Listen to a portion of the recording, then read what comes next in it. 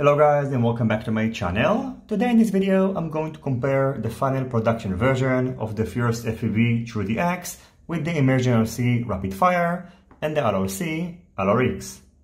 In case you already own the TruedX, you should note that FuriousFPV recently released an Android and also an iOS app that will enable you to easily configure the receiver and also update its firmware.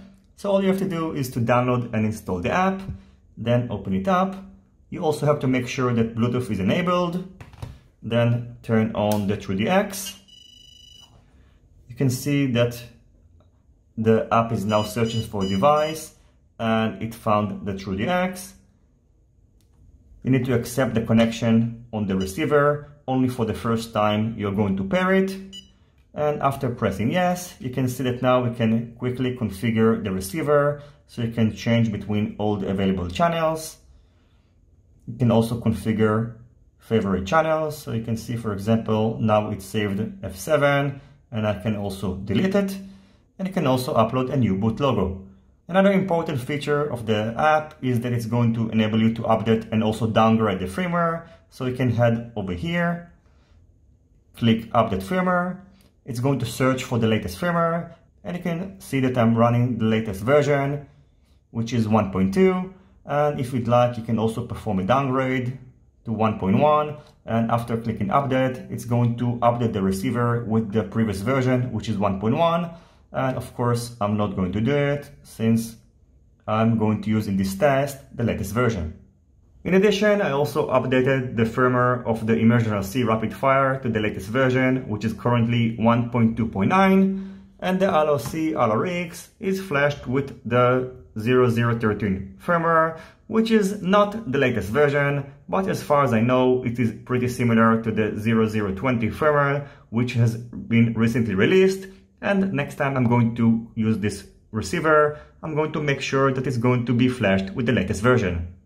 In order to compare the receivers, what I've done is to place the TruedX and the RapidFire inside docking units, which were connected to external screens, which I've recorded externally using my phone.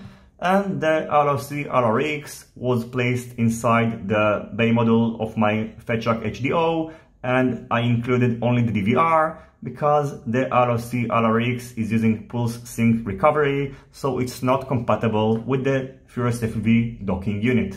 If you'd like to learn more about this comparison method, you can just click the link over here. And I know this method is not ideal, and what I plan to do in the future is actually to connect FXT DVR units to the docking directly, and it won't enable me to test the OwlRX, but I think that it's going to be a better way to compare the other type of receivers, because as you're about to see, the quality of the recorded screens is not great, but it's still going to give us a very good indication about the signal interruptions when testing these receivers.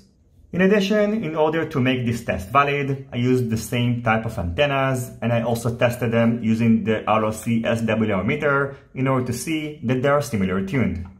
Now, after this short introduction, I'm going to show the side-by-side comparison, and I do plan to post more comparisons of receivers in the near future, so stay tuned. As always, if you have any questions, feel free to ask them in the comment section down below. Don't forget to leave a thumbs up if you like this video, and consider subscribing to my channel and hitting the notifications bell if you're not already subscribed. See you on my next videos, and goodbye.